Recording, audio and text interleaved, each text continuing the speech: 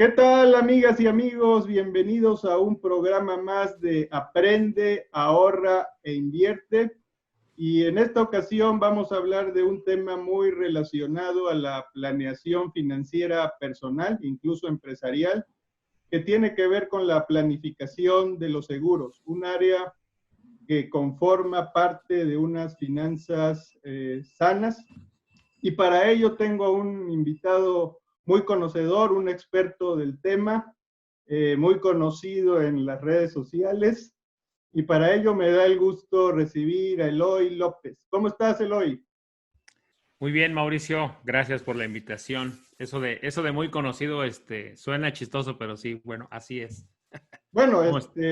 más adelante hablaremos de todo lo que haces en redes, pero lo cierto es que en la parte de comunicación, pues desde mi punto de vista, pues te has convertido en un referente en México en el tema.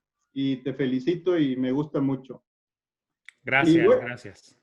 y bueno, para ir directo al tema, yo te preguntaría que, pues la planeación de seguros es una parte importante en el núcleo familiar de una familia, de un individuo, incluso de una empresa, y que forma parte de todos los temas que alguien debe cuidar a la hora de tener unas finanzas sanas. ¿Tú qué me dirías qué aspecto o qué relevancia debe tener la parte de planeación de seguros? Oye, pues, ¿qué relevancia? Toda la relevancia, porque sin seguros, sin una manera en la que nosotros podamos disminuir esos riesgos que puedan quebrar nuestra economía, o sea, hay riesgos que si suceden, pueden quebrar nuestra economía y el esfuerzo de muchos años. Ya hablemos de una enfermedad o podemos hablar de la muerte de los principales proveedores económicos de la familia. Entonces, ¿qué tan importante? Es más, yo diría que es medular la previsión financiera en términos generales y pensar en los seguros como parte estructural de unas finanzas sanas. Yo no podría haber un esquema de finanzas sanas sin un programa de seguros que esté contemplado en ellas. Yo mencionaba la parte de planificación y sabemos que somos un tanto renuentes a planificar, ¿sí? Sabemos que hacen falta un seguro, pero una cosa es la planificación de un seguro. ¿Y eso cómo se podría lograr? Es decir, antes de pensar en comprar un seguro, ¿cómo planear adquirir los seguros que pudiera yo necesitar? Si te refieres, mira, en México y en Latinoamérica tenemos mucha fama de que no nos gusta planear, no nos gusta planear a futuro y regularmente la gran mayoría de las cosas las hacemos sobre la marcha, como van surgiendo, ¿no? Entonces, ¿qué tan importante es planear? Es muy importante porque a veces, el otro día platicábamos tú y yo, no recuerdo si por mensaje o por una de estas charlas que tuvimos por teléfono, que cuando nosotros compramos seguros, a veces corremos el riesgo, me decías, de estar sobreasegurados, ¿no? Y se puede llegar a ocurrirte, yo te decía, no conozco una persona que esté sobreasegurada hasta el momento, pero podría llegar a ocurrir y eso porque no está planeado la contratación del seguro. Ahorita que mencionas el tema de la planeación, recuerdo un papá que me decía, acaba de nacer mi hija y quiero contratar un seguro educacional. Y después a la semana cambié de opinión y me dice, no, ahora quiero contratar uno para el retiro y si puedo combinar los dos para el retiro. Le dije, oye, ¿qué pasa si mejor empezamos por el principio y vamos a resetear todo? Y vamos a ver cuáles son tus necesidades primarias, porque tus necesidades primarias son de seguro de vida, no de un seguro educacional ni de un seguro de retiro. Eso podría ir en segundo lugar. ¿Qué pasa si hoy tu hija que acaba de nacer hace 4 meses, qué pasaría con ella si tú te mueres? Y me dijo, no había pensado. Y le dije, eso es lo primero que hay que atacar. Y me dijo, yo planeé, hablando de planear, dice, planeamos cuándo iban a ser mi hija, planeamos el presupuesto de lo que iba a costar, dice, pero jamás planeamos que íbamos a necesitar un seguro de vida. No sé si con esto respondo la pregunta que me estás haciendo. Sí, lo que me estás diciendo es, pues planear es como el antecedente de todo para poder acceder a la mejor toma de decisiones, ¿sí? Ver un contexto general que no puede partir de una receta mágica porque cada familia, voy a ponerlo en el contexto familiar, cada familia es un ente distinto con diferentes necesidades y por eso la planeación no puede ser igual o una fórmula mágica para todos los núcleos familiares.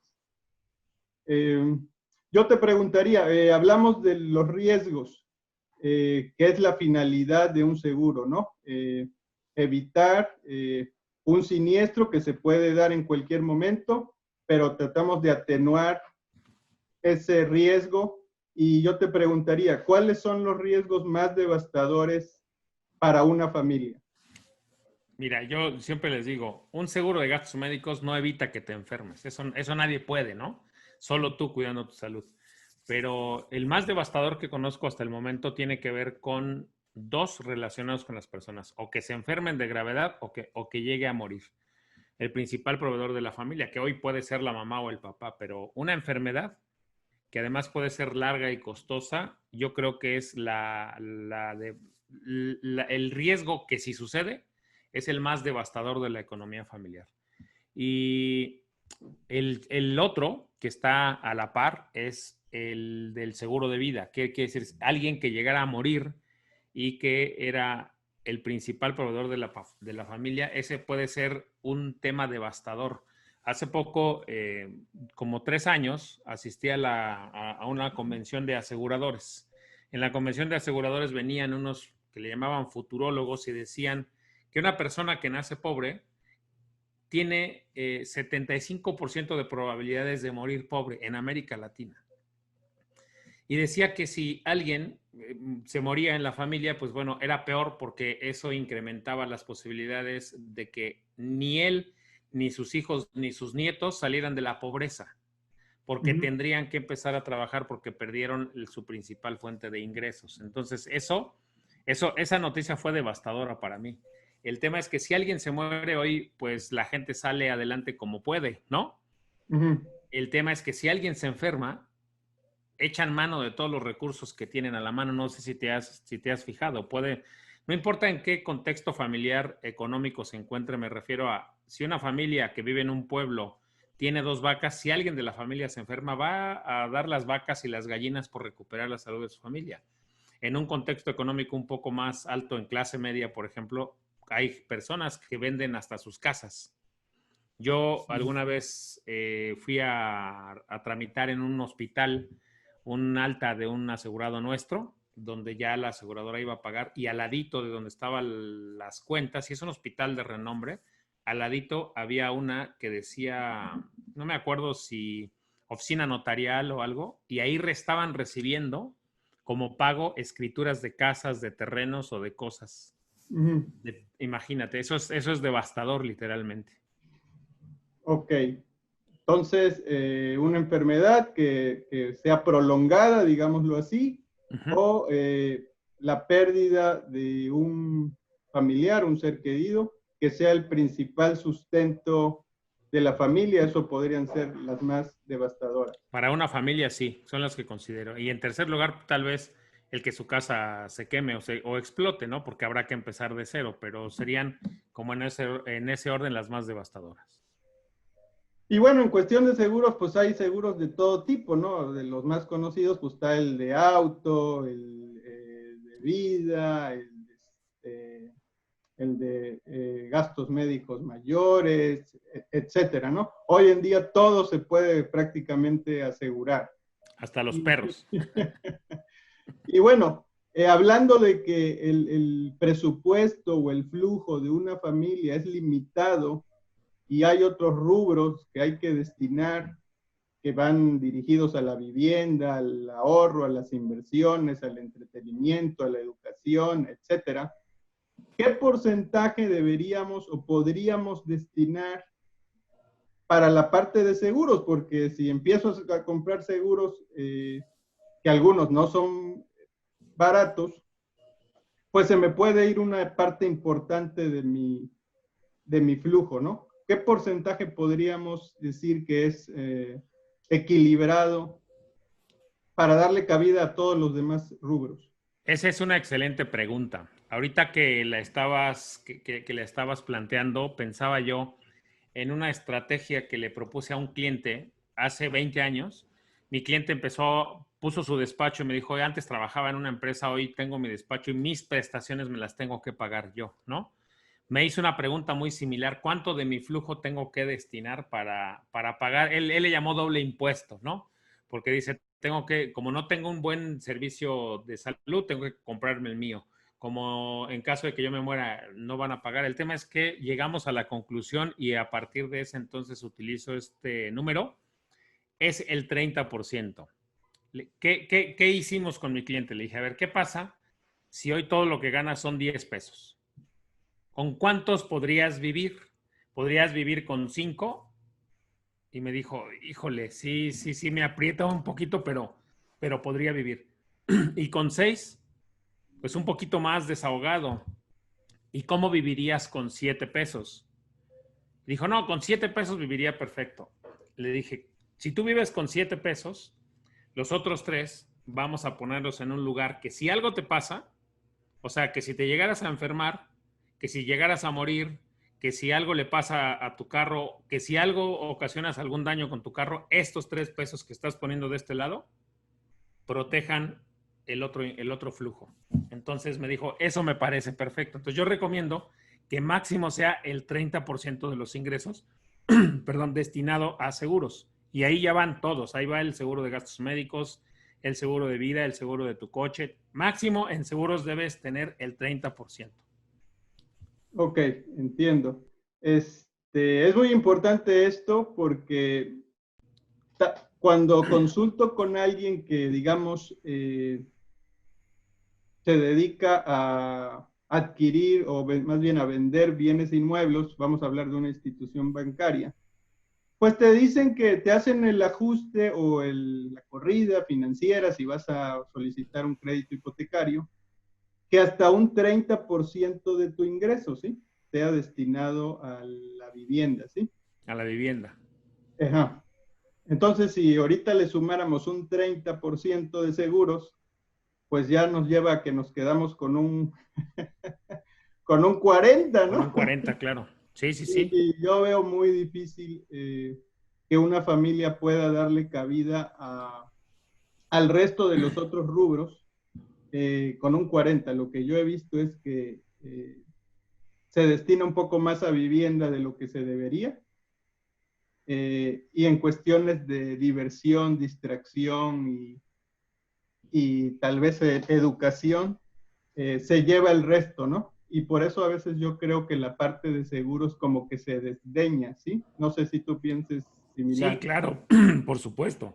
Sí, perdóname. Si tú pones a competir a seguros, por ejemplo, con comprar una casa, regularmente va a ganar la casa. Claro, Porque regularmente las personas te van a decir, no, pues yo quiero mejor adquirir un crédito hipotecario y apostar. Es más, un crédito hipotecario lo que haces es que en el mejor de los casos estás hipotecando tu ingreso, o sea, estás apostando, estás comprometiendo tu ingreso el 30% de tu ingreso de los próximos 15 años. Y vas a terminar comprando una casa y pagando por ella, pues yo calculo, dependiendo de las tasas actuales, como 2 o 3 veces más, ¿no?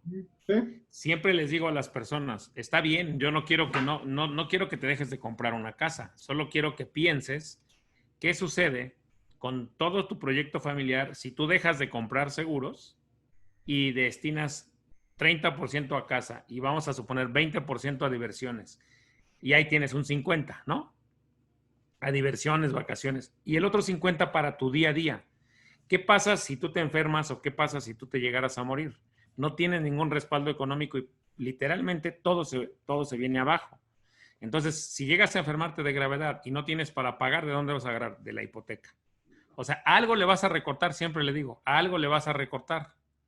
¿A qué le claro. vas a recortar? Ya va a depender de lo que surja en el momento. Entonces, siempre les recomiendo que tengan un equilibrio. Apostar 30% a una hipoteca, a mí se me hace demasiado, aunque pues es lo que muchos recomiendan, ¿no? Entiendo. Y bueno, hablando de porcentajes, ¿no? Aquí en México, ¿cómo andamos en porcentajes de la población que se asegura? No sé si tengas el dato de cómo andemos en México y en comparación con, pues, con otras economías, con otros países. Pues mira, el dato a nivel poblacional no lo tengo. Y no lo tengo porque, te voy a ser sincero, no lo he querido investigar porque es muy pobre. O sea, bastante pobre a nivel, si comparáramos cuánta gente tiene seguro de gastos médicos a nivel población, o sea, de los 130 y tantos millones de mexicanos que somos, no llegaríamos ni al 5% en gastos médicos. Pero te voy a decir algunos datos que sí tengo. De toda la población económicamente activa, que es la que debería de tener un seguro de vida porque es la que genera ingresos para alguna familia o para él mismo, solo el 16% tiene un seguro de vida. Ujú. Solo el 16% de la población económicamente activa, que debe ser, el dato a lo mejor tú lo tienes, pero debemos andar, de los 130 millones, ¿cuántos debemos estar siendo económicamente activos? ¿Te gusta como 80 millones? Estamos menos de eso, andamos llegando casi a los 60, A los menos de 60. 60. Y no quise dar un dato tan pobre. De esos 60 millones, solo el 16% tiene seguro de vida. Y de ese seguro, de ese 16%, un 12% lo tiene porque se lo dan como prestación su empresa. Exacto. O sea, solo un 4% de las personas económicamente activas contratan un seguro de vida por sus propios medios o porque ellos lo quieren tener. Y en gastos médicos, a nivel poblacional, ahí sí tengo el dato a nivel poblacional, solo el 7% de los mexicanos, el 7% tiene un seguro de gastos médicos. Y de esos, más de la mitad, de nuevo, es porque se lo da a la empresa, no porque ellos lo tengan o lo puedan pagar. ¿Y tú crees que se deba a una falta de previsión, a que son muy caros, a que implica un desembolso de mediano largo plazo? ¿A qué le atribuyes tú? Porque pues, hay mucha oferta, ¿no? Hay mucha oferta de seguros. Creo que hay un buen número de personas que atienden esta actividad, aunque hacen falta más. Eh, ¿A qué crees que se deba? ¿O es multifactorial? Mira, es multifactorial, pero vamos a ponerlo en orden. Para que ahorita voy a abundar un poquito en los datos que diste, para que veas cuántas aseguradoras hay en México, más de 100. Es el rubro de toda la economía. Tú compara y nadie, telefonía, celular, cualquier producto que tú me pongas, pregúntame cuál tiene 100 empresas dedicándose a lo mismo. Seguros lo tiene. ¿Cuántas opciones hoy tienen de gastos médicos? Más de 10 aseguradoras. 19 para ser exactos, se dedican a seguros de gastos médicos. O sea, oferta, como dices, hay suficiente. Agentes de seguros no habemos suficientes, apenas llegamos a 50,000 en todo México. Y de esos 50,000, solo 25,000 somos personas físicas, agentes de seguros. Entonces, eso puede deberse, esa puede ser una de las razones. Sabemos muy pocos agentes de seguros y los que habemos a nivel poblacional queremos estar atendiendo, si fuéramos el famoso triángulo de la, ¿cómo se llama? Socioeconómico, de la pirámide socioeconómica, casi el 80% de los agentes de seguros quiere atender solamente a la parte de arriba, a la que tiene más altos ingresos. Y entonces la del medio casi no tiene. Ese podría ser un factor. Pero el factor más importante que yo he encontrado, y lo dije en Twitter en esta semana, el más importante, y te va a sonar raro, es que comprar un seguro requiere de altísima cultura financiera, altísima. ¿Y a qué me refiero con altísima cultura financiera? Un seguro es una cosa que tú vas a pagar, que no ves y que puedes estar pagando muchos años y que jamás vas a volver a ver un peso de vuelta. Si tú pagas 10 años un seguro de coche y no lo usaste, o sea, no lo usaste, la gente quiere usar las cosas. Si no lo usaste, ¿cuánto te va a devolver? No te va a devolver absolutamente nada. Si tú pagaste durante 5 o 10 años un seguro de gastos médicos y de nuevo no lo usaste, ¿cuánto te va a devolver? No te va a devolver nada. Entonces, eso en un país como México, y digo como México con todos sus contrastes, la gente, no importa de qué nivel socioeconómico estemos hablando, la gente por cada peso que da, siempre quiere ver algo de vuelta o algo que pueda tocar. Y comprar un seguro implica una altísima educación financiera, porque te digo, vas a poner dinero en algo que tal vez nunca vas a usar y de ese dinero nunca vas a ver algo de vuelta. Y explicarte que estuviste protegido durante esos 20 años, pues no es suficiente. Esa para mí sigue siendo la razón principal. Entiendo. Me voy a desviar un poquito. Sí. Y tiene que ver con la siguiente pregunta. ¿Por qué se tiene la impresión de que los seguros son temas complejos de entender? A veces la gente me comenta que tiene la idea de que hay demasiadas letras chiquitas y que se necesita ahí un doctorado para ver todos los recovejos de la documentación. ¿Tú qué opinas? Los seguros son complejos, no son fáciles de entender. Si fueran fáciles de entender, literalmente te los venderían en el Oxxo y ahí podrías comprarlos y entenderlos, ¿no? Es más, hoy un champú, si tú compras un champú, pues prácticamente lo usas porque tú sientes que ya lo conoces, pero si lees las instrucciones del champú, hasta trae instrucciones súper básicas que nadie lee, ¿no?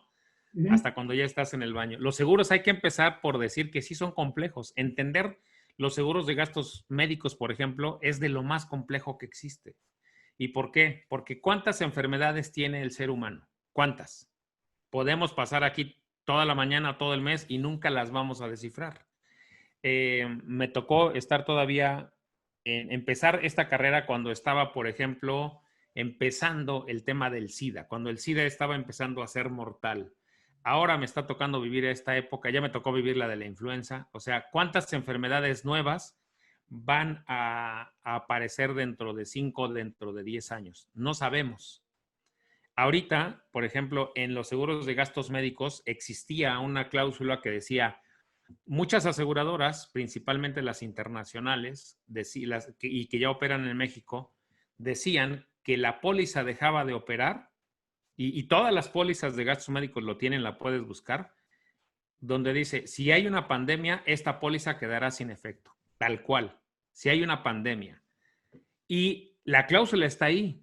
Los agentes de seguros lo sabíamos, muchas personas lo sabían, pero ¿cuántos pensamos que iba a ocurrir una pandemia? La verdad es que muy poquitos. Muy poquitos, te puedo decir, uno entre 1 millón te puede haber dicho, no, si va a haber una pandemia. Y entonces ahí se va a quedar sin efecto. ¿Qué otra cláusula viene, por ejemplo, en la gran mayoría de los seguros? Que si hay guerra o rebelión, las pólizas de seguro se quedan sin efecto. Entonces, sí, efectivamente, los seguros no son algo simple de entender, son algo complejo, pero no tan complejo como a veces se piensa. No tan complejo. Hoy a mi equipo que estoy sumando, por ejemplo, a trabajar con nosotros, cuando me toca explicarles en qué cosas tienen que poner atención cuando viene un cliente nuevo, siempre le digo, si contrata una póliza de gastos médicos, es importantísimo que conozca 3 cosas. ¿Qué le vamos a cubrir desde el principio? ¿Qué le vamos a cubrir después de un tiempo? ¿Y qué no le vamos a cubrir nunca? ¿Y dónde lo puedes encontrar? En la póliza viene aquí viene exclusiones, aquí vienen las preexistencias y aquí vienen los periodos de espera. Está seccionado. Dile que las lea y si tiene alguna duda, que nos hable. Entonces, si es complejo, no hay tantas letras chiquitas como se piensa. Y los contratos de seguro, Mauricio, te voy a dar una noticia. Cuando tú pones a leer a las personas el contrato de seguro, algo que sí, en lo que no estoy de acuerdo, es que las personas cuando dicen letras chiquitas creen que todo está a favor de la aseguradora. Pero cuando te pones a leer un contrato, dices, no es cierto. No necesariamente todo está a favor de la aseguradora, al contrario, el contrato está siendo completamente claro. Y para que se quiten la idea de las letras chiquitas, existe una ley en México, una circular en la Comisión Nacional de Seguros y Fianzas que evita las letras chiquitas. Dice que los contratos de seguros deben estar redactados en letra número 12, que es más grande que la que leemos en un periódico. Ok, muy bien. Es algo similar acá con las leyes de inversiones, ley del mercado de valores y demás. Hablabas un momento ahorita comprar un seguro en un Oxxo. Yo creo que con todo lo que hace Oxxo no estamos muy lejos de verlo.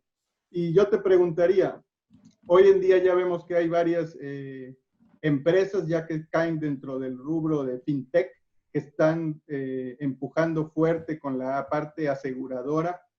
Y yo te preguntaría, con el uso de la tecnología, pronto, estoy diciendo algunos pocos años, el, el, el mercado de agentes de seguros que se basa en el trato humano podría desaparecer o reducirse. ¿Tú qué opinas? Te voy a dar la respuesta que he dado los últimos 2 años. Y mis colegas se van a enojar, pero la respuesta es sí.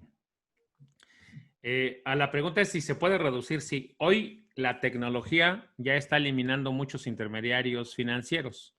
Antes tú ibas a un banco y ahí te vendían un crédito. Había alguien que te decía, oye, compra un crédito. Hoy vas al cajero automático y al sacar tu dinero, ¿cuántas veces te dice, usted tiene un crédito aprobado por, a mí me han salido cantidades exorbitantes. Me dice, usted tiene un crédito preaprobado y nada más tiene que dar clic aquí. O sea, estás hablando de un crédito, de una cantidad, vamos a suponer, de 120,000, 130,000 pesos. Usted tiene un crédito preaprobado de 120,000 pesos. Solo dé clic aquí. Un cajero ya te está vendiendo un crédito. ¿Sabes cuántos créditos se contratan hoy a través de cajeros automáticos?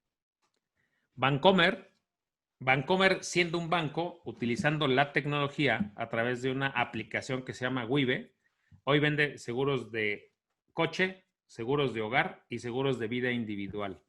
Cuando digo esto a mis colegas les molesta mucho, pero es la realidad. Bancomer es la aseguradora número 1 en ventas de seguros de vida individual. Y la gran mayoría de esos lo hace a través de esta aplicación que te digo. La segunda aseguradora que más seguros de vida individual vende es Seguros Banamex, otro banco. Y ninguna de las dos tiene un solo agente de seguros. Hoy ya es un hecho que la tecnología está desplazando al agente de seguros. Es un hecho. Muchos de los seguros que hoy se venden en México ya se venden a través de la tecnología. La buena noticia es que hay una parte del proceso que todavía tiene que ser humanizada. Justo ahorita antes de entrar contigo estoy leyendo un libro que se llama La gente compra por usted. Es un libro buenísimo. Y él dice que de 1980 para acá estamos viviendo la era de la comunicación y que muchos procesos se han automatizado, pero que justo en el siglo XXI de lo que más se requiere es de la humanización, de lo que tú decías hace un momento. Entonces, la buena noticia es que sí nos está desplazando, esa es la mala noticia. Y la buena noticia es que si nosotros entendemos que hoy las personas quieren seguir contratando seguros a través de personas, cuando tú le preguntas a alguien, ¿por qué contrataste un seguro con Bancomer? Porque me lo explicó más rápido. Porque estaba aquí y nada más tuve que hacer tanto clic. Y lo hubieras comprado con una persona, por supuesto. Pero si yo me acerco a un agente de seguros, él quiere venderme una póliza y siempre está preocupado por su producto más que por mí. Entonces, si los agentes de seguros desarrollamos la capacidad de humanizar nuestra asesoría, de humanizar nuestro servicio, le vamos a ganar terreno a los robots enormemente y vamos a utilizar esa automatización a nuestro favor. Muy bien, me parece muy elocuente tu respuesta. Yo coincido contigo. Y yo respeto mucho la profesión de agente de seguros. Yo, como tú sabes, pues yo me dedico más al tema de las inversiones. Pero a veces veo que como que hay una línea ahí que a veces no queda muy clara porque veo que algunos agentes de seguros se autonombran asesores financieros. Y pues yo no pretendo ser rudo, ¿verdad? Pero yo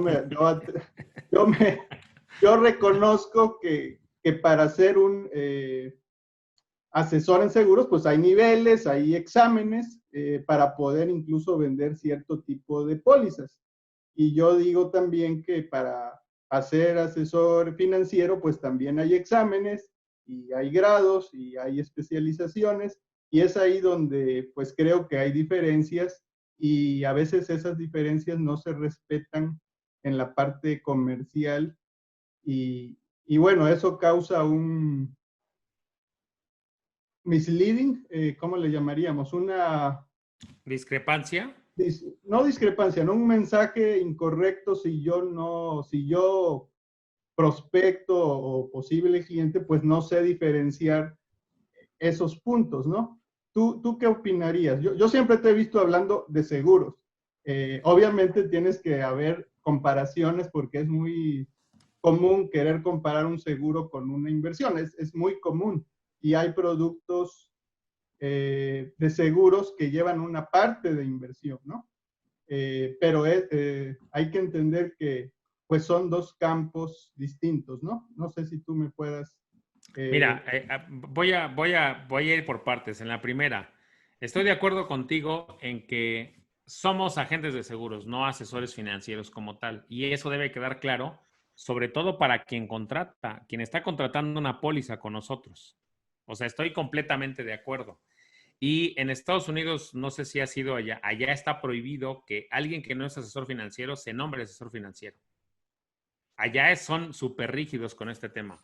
¿Qué ocurre? Que muchos de los colegas en el tema comercial se nombran asesores financieros, asesores patrimoniales, arquitectos patrimoniales, o sea, le sacan toda la vuelta para decir que somos agentes de seguros. Ahora, viene una parte chistosa. Yo tomé una especialización, un diplomado en seguros, que al final tiene un grado de asesor financiero. Y es un diplomado del LUTC que viene de Estados Unidos. Y ellos te dicen, solo te puedes nombrar asesor financiero en seguros hasta que tengas ya este módulo, ¿no? Y son más o menos como 8 semestres, ¿no? El tema es que muchos hacen uso de ese título porque les es más fácil llegar a las personas cuando alguien estás en una reunión y te dice, ¿a qué te dedicas? Yo soy asesor financiero. Los asesores financieros tienen una recepción más agradable que decir soy agente de seguros, ¿no?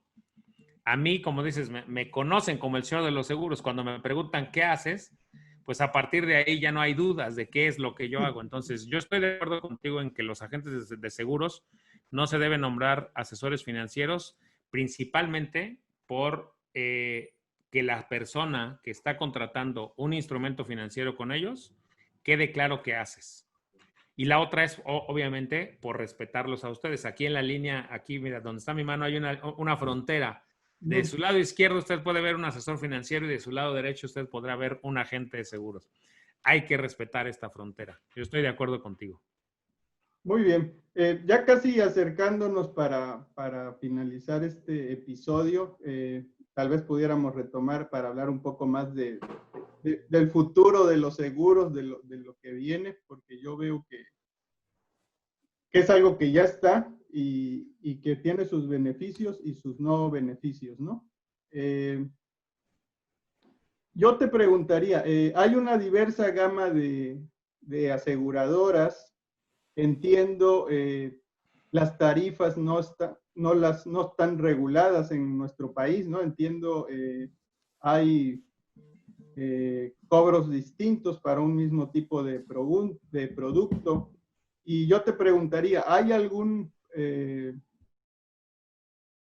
portal, hay algún sitio donde podamos hacer estas comparativas o en qué debemos fijarnos a la hora de seleccionar una aseguradora? Yo te puedo decir en el terreno financiero que, bueno, hay instituciones financieras pues de toda la vida, ¿no? Bancos, instituciones financieras muy grandes que tienen mucha historia, mucha tradición, tienen una marca muy importante, pero pues eso implica también un cargo importante sobre los productos que comercializan, ¿no? Si me pongo a ver fondos de inversión, pues me pongo a ver que algunas de estos marcas de toda la vida, de mucha tradición, pues son más caros que tal vez unos bancos que apenas son de nicho, que no tienen tantos años, y entonces es ahí donde pues hay los beneficios y los no beneficios, ¿no? Si quieres la seguridad que puede brindarte una marca de ese tamaño, pues debes de estar consciente que hay un costo por acceder a ese tipo de instituciones, ¿no? Aquí, ¿qué podríamos hacer en la parte de seguros o si tú ves que se repite esa condición? Fíjate que es interesantísimo lo que tú dices. Voy a sumar a lo que tú dices dos datos para que la gente los conozca. En México, los bancos han quebrado cuando menos 3 veces de que yo me acuerdo, 3 veces. La última, en el 95, quebraron prácticamente todos. El sistema bancario, pum, se vino abajo. Y hoy los bancos siguen cobrando, aunque hayan quebrado en ese momento, como que casi nadie se acuerda que los bancos quebraron. Entonces, como dices, ellos están cobrando por un prestigio que no necesariamente cuidan muy bien. ¿Estás de acuerdo?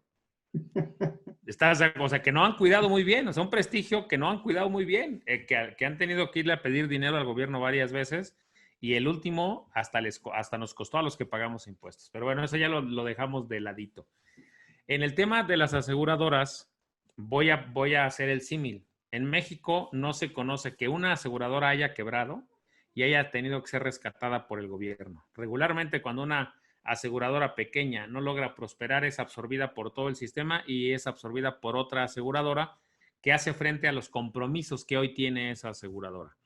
El sistema bancario, que es el que tú pusiste, y el sistema de seguros, tienen una regulación completamente diferente por su origen. El banco te presta dinero y el día que no le puedas pagar te va a quitar lo que tienes, ¿no? Y regularmente si te presta un peso, tú vas a terminar dándole al banco 2 pesos. Y una aseguradora, no necesariamente, una aseguradora, tú vas a poner un peso en la aseguradora y en algún momento tal vez ella tenga que poner 5 o 10 pesos cuando tú te enfermes o cuando tú te mueras. O sea, ella va a tener que poner más dinero.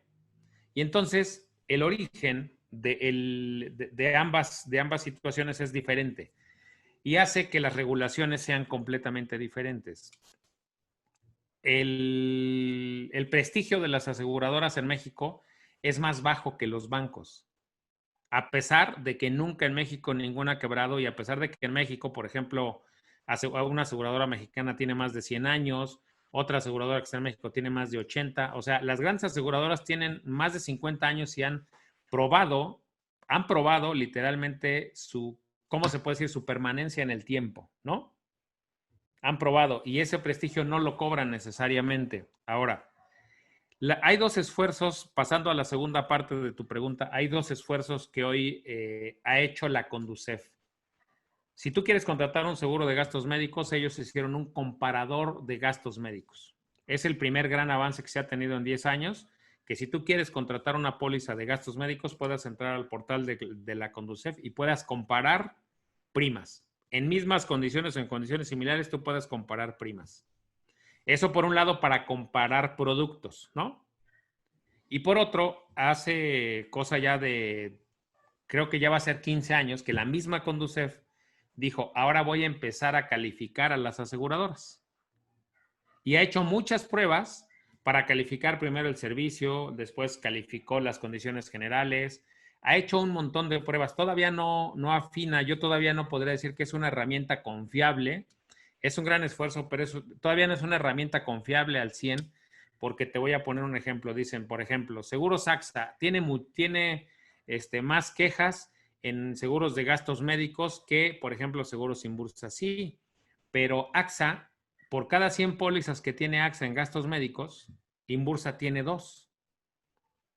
O sea, no puedes tú comparar que tenga más quejas esta aseguradora, sino tendrías que compararlas en volumen. Todavía eso hace que la calificación que dé a la aseguradora, la Conducef, todavía no sea muy, no quiero decir confiable, porque ya es confiable, sino muy certera. Todavía, en mi opinión, no le ayuda a las personas a tomar una decisión entre irme con GNP, con AXA o con Allianz. O sea, hoy todavía no queda claro por qué tendría que irme con una aseguradora o con otra en una entidad objetiva que me ayude a mí a calificarlas. No sé si me expliqué o me extendí mucho, Mauricio.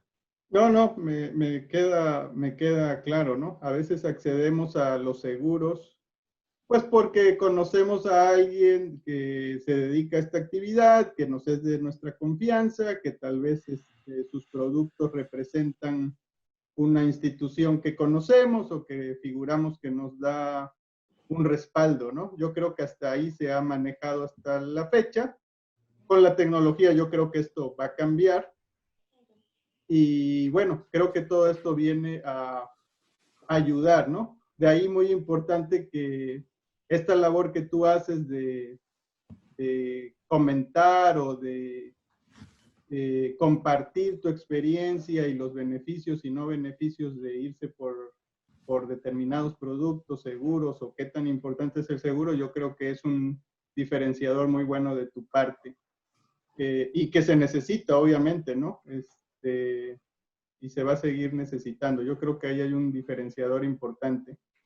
Y bueno, yo también tenía esta pregunta. ¿Existe un checklist independiente que nos pueda servir para consultar sobre qué tipo de seguro necesito antes de ir con un agente de seguros? Y te voy a decir qué es lo que pasa. A veces detectamos como individuos que existe una necesidad, ¿no?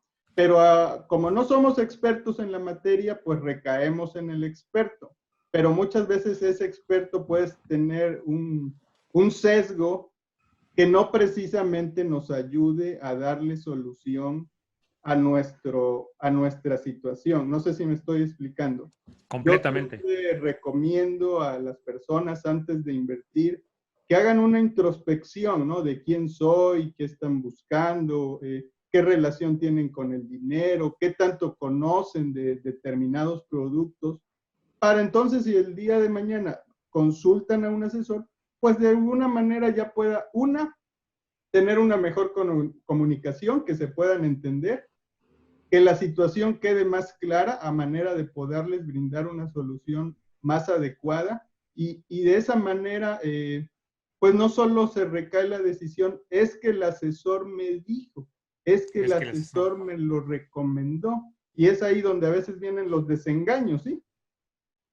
Sí, completamente. Mira, es muy interesante esa pregunta que planteas porque no conozco un checklist independiente, no lo conozco. Básicamente, la Conducef es la institución que más esfuerzos ha hecho al respecto. Tal vez algunos asesores financieros o más bien algunos especialistas ahora en finanzas personales, que hay muchos y muy buenos, empiezan a dar algunos checklists, pero todavía siguen siendo muy incompletos, muy, muy incompletos. Voy a decirte algo que es una realidad. En México es muy difícil, yo diría casi, estamos casi rayando en lo imposible, de que los agentes de seguros no tengamos un sesgo. Es casi imposible, porque regularmente los agentes de seguros tenemos un acercamiento, vamos a decir, un apego emocional a veces muy, muy, muy arraigado con la aseguradora con la que empezamos. Y esto se da casi de origen, porque hoy para ser agente de seguros en México prácticamente tienes que ser reclutado por una aseguradora, que es la primera interesada en tener agentes de seguros. Hoy en México es bien difícil encontrar a alguien que diga, a ver, pues yo quiero ser agente de seguros, entonces voy, hago mi examen, tengo mi cédula y de ahí voy a ver con qué aseguradora a mí me gustaría trabajar o empiezo a trabajar con todas. Todavía es muy difícil encontrar esa figura. Yo te puedo decir que el 99% de los agentes de seguros son reclutados por una aseguradora. Ya de ahí de origen, todos tenemos un apego por tal o cual aseguradora. Tú pregúntale a un agente y él te va a decir, sí, yo soy muy objetivo, pero si trabaja con Seguros Monterrey, si trabaja con GNP, si trabaja con AXA, si trabaja con MetLife, regularmente los vas a ver poniéndose o vas a sentir que primero se ponen la camiseta de la aseguradora.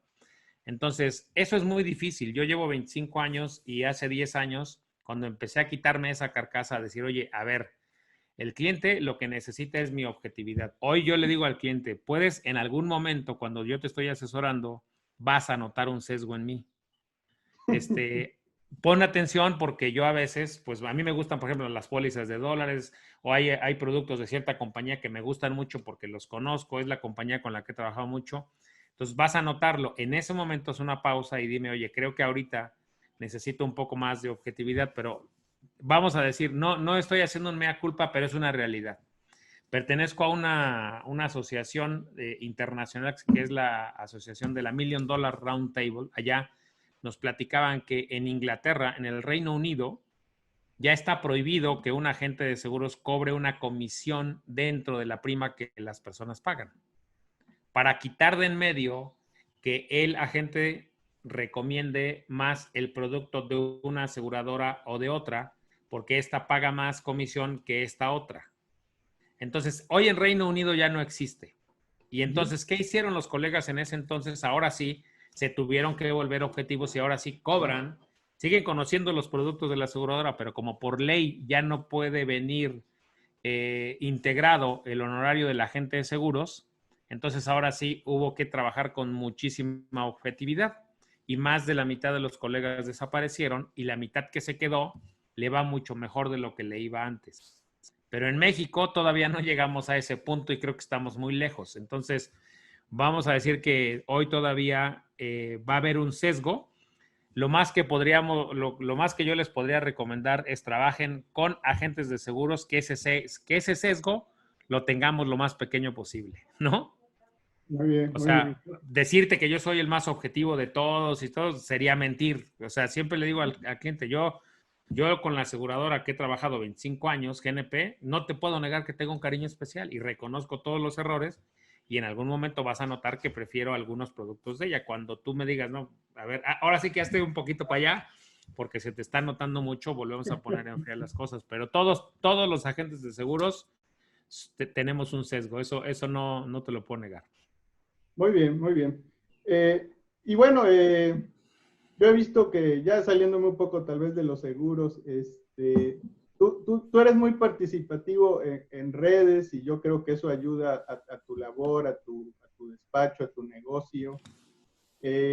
¿Por qué no vemos más Eloy López compartiendo en redes, subiéndose a la tecnología, brindando valor como tú lo haces? O sea, ¿por qué no vemos más personas como yo? En el área de educar y de hacerlo montado en diversas plataformas.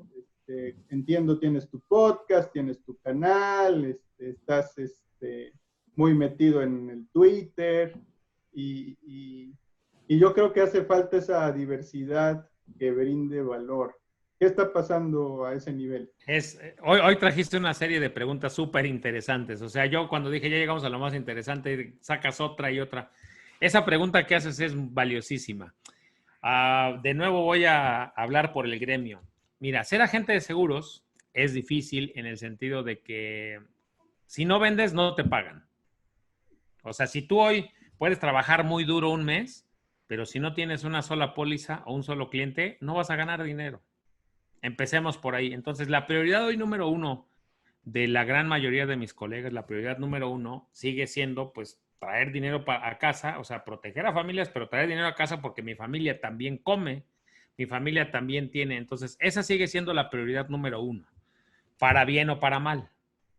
Entonces, cuando estamos hablando de educar a las personas financieramente, dedicar tu tiempo, como yo lo hice durante muchos años, sin recibir una paga, abriendo un canal y explicándole a la gente por qué tienes que contratar una póliza de gastos médicos, por qué es importante un seguro de auto, no es fácil. Yo dediqué con mi hijo, pues hoy mi hijo tiene 21 años, pero cuando empezamos en esto, mi hijo el mayor tenía 9, hoy el menor tiene 14, pero ambos han estado conmigo fletándose horas y horas sin ganar un solo peso, ni ellos ni yo.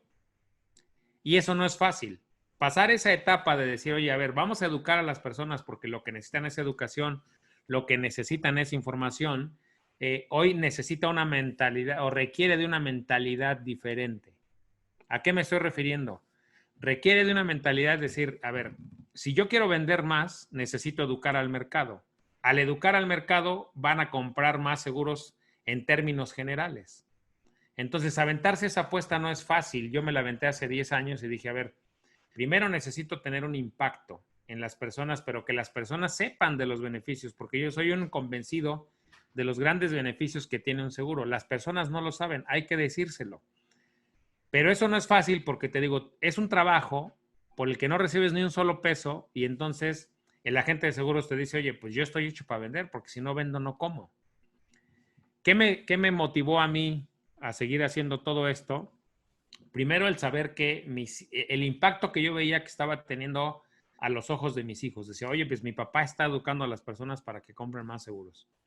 Y después, ¿qué me motivó? El saber que hay mucha gente que sí veía lo que yo decía y que empezaba a comprar seguros con otros colegas, pero ya empezaba a comprar seguros. Entonces dije, ok, ya está empezando a comprar, hay que traerlos para que compren a mí. El proceso fue bastante largo, la curva de aprendizaje, pues yo prácticamente me la aventé de cero y voy a pasar a la siguiente parte de mi respuesta. Hoy, los agentes de seguros, la edad promedio en México es de 52 años. La edad promedio. Eso indica que una gran mayoría de personas es mayor que yo. Más de la mitad de los agentes de seguros es mayor que yo. Eso implica que requiere, te decía, de otra mentalidad, pero también requiere de una adaptación tecnológica para la cual no se prepararon.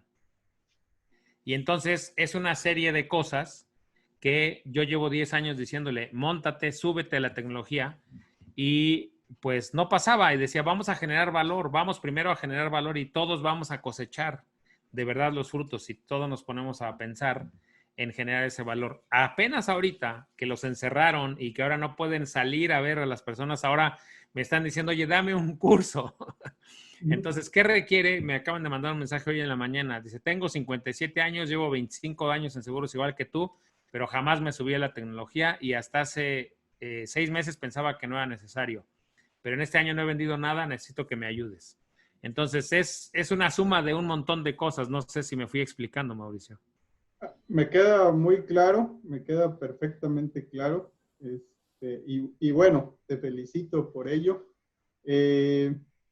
Ya para cerrar y antes de pedirte tus datos para quien no te conozca todavía, ¿con qué mensaje quisieras mandar a quienes nos vayan a ver o escuchar por medio de estos videos o por el podcast?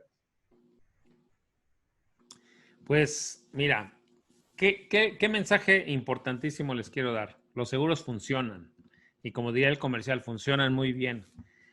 Meterle un peso a una póliza de seguros de verdad es lo mejor que pueden hacer. ¿Qué mensaje? El mismo que estuve diciendo en Twitter esta semana. Cuando tú contratas una póliza de seguro debes pensar en el largo plazo. Hablaste hace un momento de planeación. Fue ese el tema como central y tú eres muy planeador, ¿estás de acuerdo?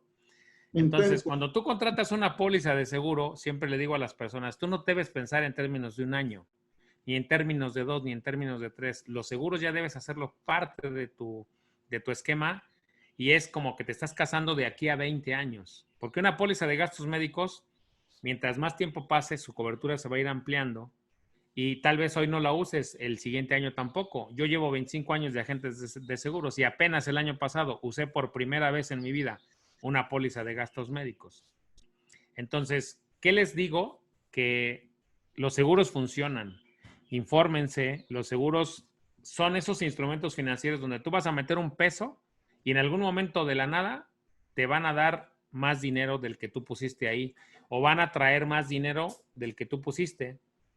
Entonces, crean en los seguros, infórmense, pregunten las dudas que tengan, lean las condiciones generales, son aburridas, son complejas, pero léanlas, acérquense a mis colegas y decir, a ver, esta parte no la entiendo, ¿a qué se refiere? Yo siempre digo, los agentes de seguros no vamos a poder cambiar las condiciones generales, no las vamos a poder cambiar porque ya están hechas y ya están registradas, así es el producto. Pero ¿qué sí vamos a poder hacer? Es ayudarte a entender a qué se refiere todo el contrato del principio al fin. Esa es la recomendación que yo les daría y de verdad tienen que creer en los seguros porque si no creen en los seguros, siempre les digo, los seguros no es una religión, no tienes que creer en ellos, pero sí los seguros han demostrado la fortaleza en ayudar a las familias a que no quiebren financieramente si alguien se enferma, si alguien muere o si alguien tiene un accidente automovilístico, ¿no? Totalmente de acuerdo, Eloy.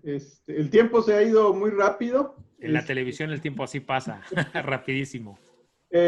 Para quienes no te conozcan, compártenos tus datos, dónde te pueden consultar, dónde te pueden escribir, ¿qué haces? Ok, pues hago un montón de cosas. Tengo un sitio que se llama previsiónfinanciera.com. Ese sitio lo tengo dedicado específicamente a los seguros. En Twitter me siguen como @Eloy López J. En Facebook tengo un perfil profesional que se llama Eloy López. Mi despacho tiene una fanpage. Ahí tenemos una fanpage que se llama Previsión Financiera. En YouTube tenemos un canal de seguros que se llama Previsión Financiera TV, donde les doy muchísimas recomendaciones. Para los agentes de seguros tengo otro canal que se llama Seguros 2.0, porque tengo, vamos a decir, como públicos separados. El que está buscando un seguro y el que ahora es un agente de seguros que está buscando mi asesoría en temas de ventas, en temas de tecnología. También tengo 2 podcasts, uno que se llama Vitalis Podcast, que es donde doy muchos consejos sobre seguros, sobre finanzas personales, que es un tema que me apasiona, y tengo otro podcast que se llama Ventas 2020 con el señor de los seguros y va dirigido específicamente a colegas agentes de seguros. ¿Y qué más hago? Ya nada más me falta vender, acá en la Ciudad de México decimos, nada más falta vender mole los domingos. Doy cursos de redes sociales para agentes de seguros que se llama, tengo un workshop que se llama El poder de las redes sociales para agentes de seguros. Y bueno, ya, te digo que hago muchas cosas. Espero que tengas un seguro para no tener tanto trabajo, porque ¿a qué horas duermes? No, afortunadamente, antes trabajaba más horas de las que hoy trabajo. Hoy tengo ya un equipo de 6 personas que me ayudan a dar servicio. Y entonces, pues ya, afortunadamente, tengo un colega de Chihuahua que contrató una conferencia mía y luego di otra plática y él me decía, es un empresario de seguros muy importante y me decía, cuando vio todo lo que hago, dijo una frase que me encantó. Dijo, es que tú haces mucho y no haces nada. Cuando ve toda la parte tecnológica y ve qué parte ya delegué del proceso y ya cuando llego nada más con los clientes a tener una cita, dice, haces mucho y no haces nada. Excelente, Eloy, te felicito. Bueno, pues te felicito por todo lo que has venido haciendo. Te doy las gracias por compartir parte de tu conocimiento, de tu tiempo. Esperemos muchas personas puedan acceder a este material. Les recuerdo que este ha sido un programa más de Aprende, Ahorra e Invierte. Lo puedes acceder vía YouTube. Estamos en las redes bajo Mauricio de Medina o en el podcast Aprende, Ahorra e Invierte. Hasta el próximo capítulo. Eloy, te doy las gracias. Gracias a ti, Mauricio. Un abrazo. Igualmente, hasta luego.